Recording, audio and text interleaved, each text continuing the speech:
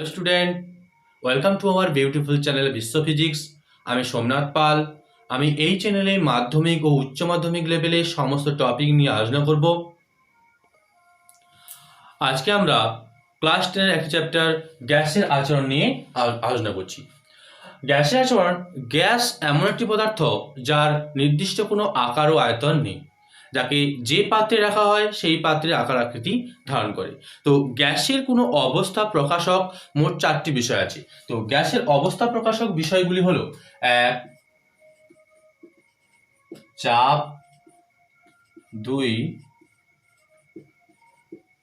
উষ্ণতা, 3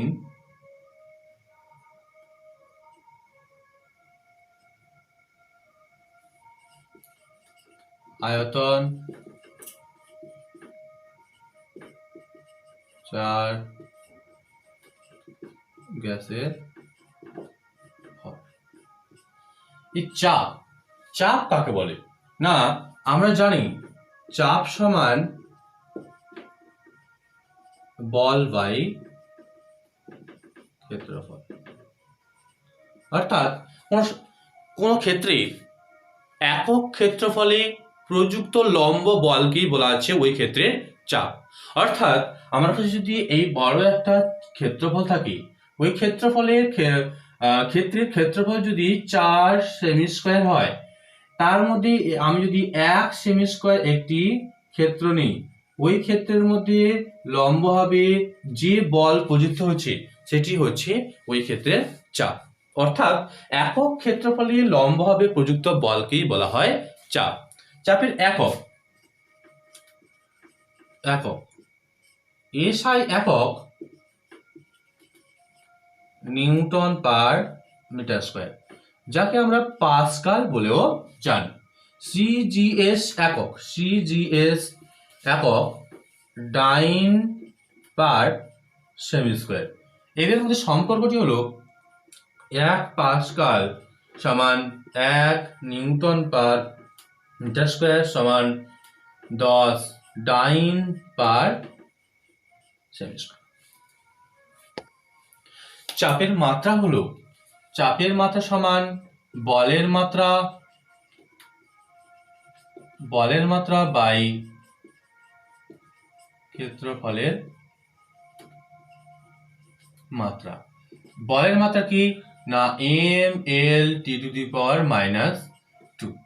আর ক্ষেত্রফলের মাত্রা L/(L). কারণ আমরা ক্ষেত্রফল এরিয়ার সমান জানি যে সমান দৈর্ঘ্য ইন্টু প্রস্থ, দুটোই এক ধরনের দৈর্ঘ্য, তাই L/L।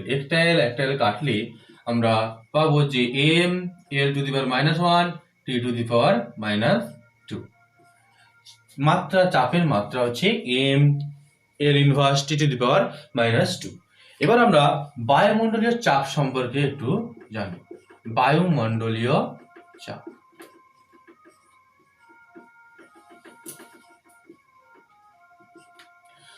ভূপৃষ্ঠের ওপরে যে গ্যাসীয় আবরণ আছে ওকে বলা হচ্ছে বায়ুমণ্ডল। বায়ুমণ্ডল তার ওজনের দরুন ভূপৃষ্ঠে যে পরিমাণ চাপ প্রয়োগ করে তাকেই বলা হচ্ছে বায়ুমণ্ডলীয় চাপ। প্রমাণ বায়ুমণ্ডলীয় চাপ কাকে বলা হয় না, প্রমাণ বায়ুমণ্ডলীয় চাপ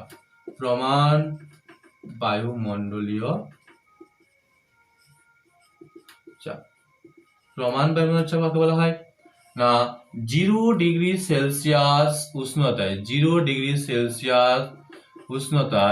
45° অক্ষাংশে সমুদ্রপৃষ্ঠে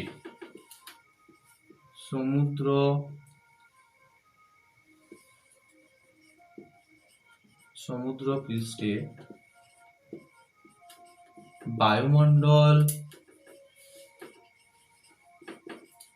যে পরিমাণ চাপ দেয় তাকে প্রমাণ বায়ুমণ্ডলীয় চাপ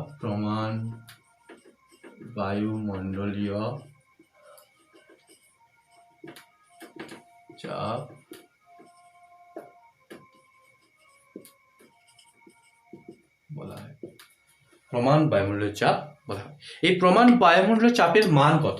না, প্রমাণ বায়ুমণ্ডলীয় চাপের মান পি 76 সেমি পারস্তম্ভের চাপের সঙ্গে সমান। 76 সেমি পারস্তম্ভের চাপের সঙ্গে সমান।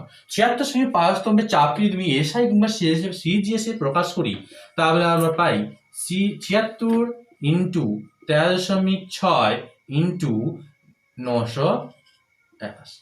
13.6 কি না, আমরা সবাই জানি পি সমান এইচ ডি জি। এইচটা হচ্ছে উচ্চতা, ডিটা হচ্ছে ঘনত্ব, জিটা হচ্ছে অভিকর্ষজ ত্বরণ। এক্ষেত্রে আমরা যেহেতু পারস্তম্ভের উচ্চ চাপ নির্ণয় করছি, এখানে পারস্তম্ভের উচ্চতা হচ্ছে 76 সেন্টিমিটার, ডি হচ্ছে পারদের ঘনত্ব, সিজিএস পদ্ধতিতে পারদের ঘনত্ব 13.6 গ্রাম পার সেমি কিউব, এবং সিজিএস পদ্ধতি অভিকর্ষজ ত্বরণের মান হচ্ছে 981 সেন্টিমিটার পার সেকেন্ড স্কোয়ার। এইটা গুণ করলে আমরা পাই 1.01325 ইন্টু 10⁶ ডাইন পার সেকেন্ড স্কোয়ার। এটা সিজিএস এর মানকে যদি আমরা এসআইতে প্রকাশ করি, তাহলে আমরা পাবো 1.01325 into 10⁵ newton per metre square. এবার আমরা বায়ুমণ্ডলের চাপ পরিমাপক যন্ত্রের নাম জানবো। বায়ুমণ্ডলের চাপ পরিমাপক যন্ত্র হচ্ছে ব্যারোমিটার। সেটা আমরা সবাই জানি যে বায়ুমণ্ডলের চাপ পরিমাপ করা হয় ব্যারোমিটার যন্ত্রের সাহায্যে। ব্যারোমিটার যন্ত্রে ব্যবহৃত একটি অন্যতম পদার্থ হলো পারদ। তবে কোনো আবদ্ধ পাত্রে গ্যাসের চাপ পরিমাপ কিন্তু ব্যারোমিটার যন্ত্রের সাহায্যে করা যায় না। আবদ্ধ পাত্রে গ্যাসের চাপ পরিমাপক যন্ত্রটি হলো ম্যানোমিটার। ম্যানোমিটার যন্ত্রটিকে আবার দুই প্রকারের হয়। এক, খোলামুখ ম্যানোমিটার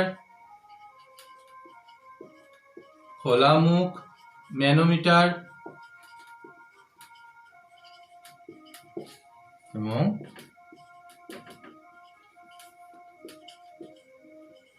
বদ্ধমুখ ম্যানোমিটার।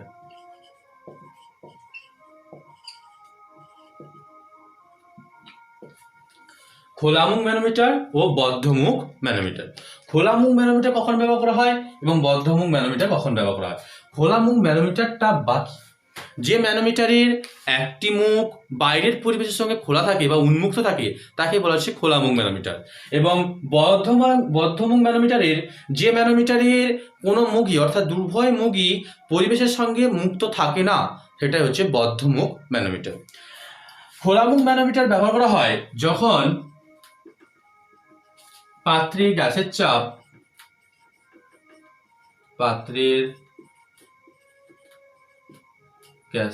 চাপ বায়ুমণ্ডলীয় চাপের সমান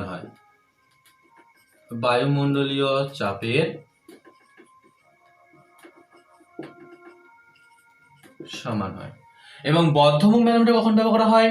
যখন পাত্রের গ্যাসের চাপ বায়ুমণ্ডলীয় চাপের থেকে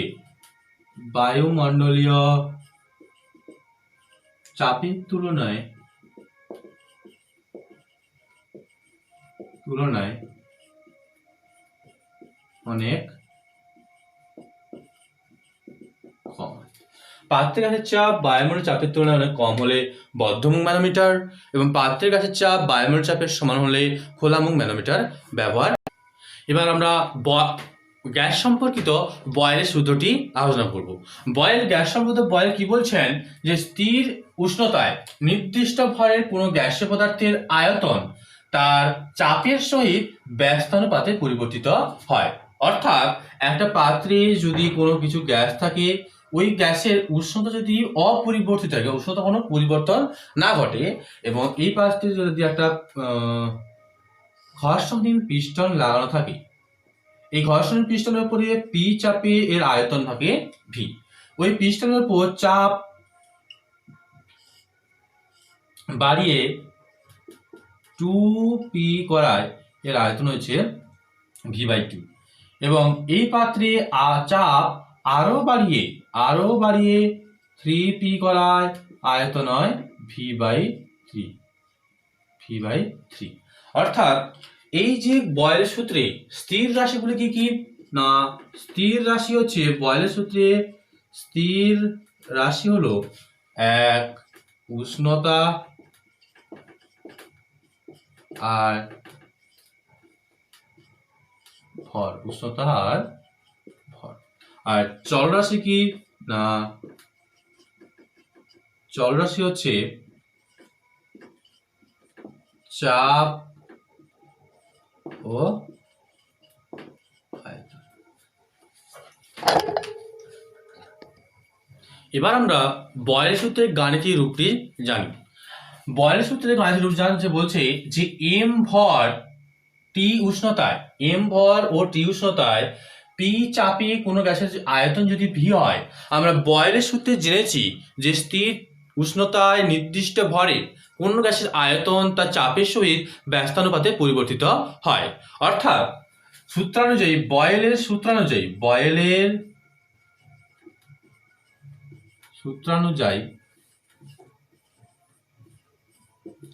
V proportional to 1/p যখন m ও t স্থির, অর্থাৎ আমি এই ভেরিয়াস চিহ্ন যদি তুলি, ভেরিয়াস চিহ্ন তুললে আমাকে কি করতে হবে, সমান চিহ্ন নিয়ে আসার সময় একটা ধ্রুবক নিয়ে আসতে হবে। ধ্রুবক আমি নিয়ে এলাম k, এই যেখানে k নট ইকুয়াল টু 0। এই p এখানে ভাগ 1/p, p এখানে ভাগ যদি এদিকে আসে তাহলে কি হবে, গুণ হবে pv ইকুয়াল টু k। অর্থাৎ pv kটা কি না, kটা হচ্ছে ধ্রুবক। অর্থাৎ p চাপ এবং আয়তনের গুণফল সর্বদা ধ্রুবক হবে। যদি p1 চাপে কোনো গ্যাসের আয়তন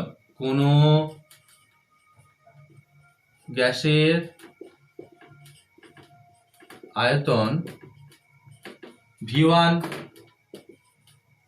এবং p2 চাপে ওই গ্যাসের আয়তন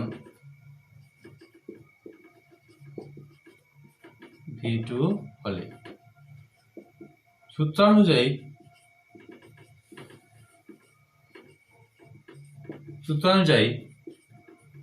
p1 v1 equal to p2 v2।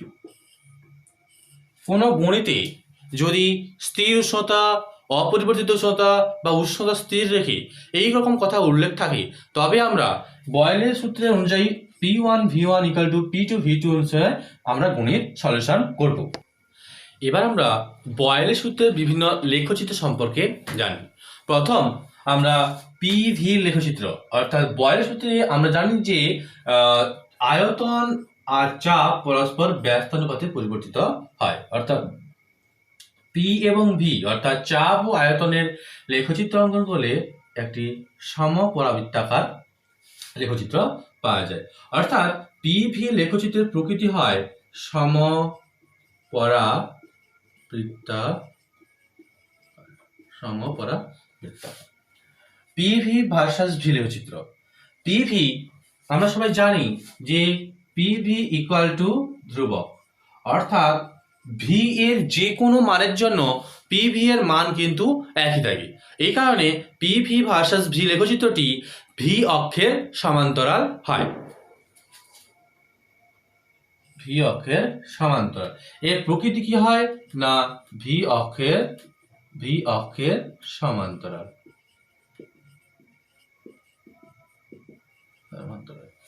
এবং PV ভার্সাস P, যেরকম V এর যে কোনো মানের জন্য PV এর মান অপরিবর্তিত ছিল, ঠিক তেমনি P এর যে কোনো মানেও PV এর মান অপরিবর্তিত থাকবে।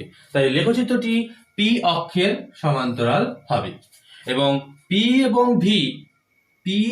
1/v পরস্পর কি হচ্ছে, সমানুপাতিক, অর্থাৎ একটি মূলবিন্দু আমি সরলরেখা পাবো।